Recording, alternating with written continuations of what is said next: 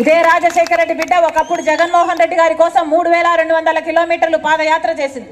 నా బిడ్డల్ని పక్కన పెట్టి, నా కుటుంబాన్ని పక్కన పెట్టి రోడ్ల మీదనే దాదాపు సంవత్సరం పాటు రోడ్ల మీదనే బతికింది రాజశేఖర రెడ్డి బిడ్డ. మరి అంత త్యాగం చేసిన ఈ రాజశేఖర రెడ్డి బిడ్డ ఈరోజు అదే జగన్మోహన్ రెడ్డి గారికి ఎదురు నిలబడింది అంటే ఎందుకు నిలబడింది?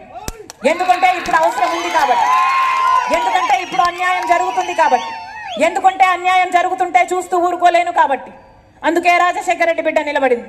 అన్నా, ఈ ఎలక్షను ఒకవైపు రాజశేఖర రెడ్డి బిడ్డ నిలబడింది, ఇంకోవైపు రాజశేఖర రెడ్డి గారి తమ్ముడు వివేకానంద రెడ్డి గారిని హత్య చేయించిన అవినాష్ రెడ్డి గారు నిలబడ్డారు.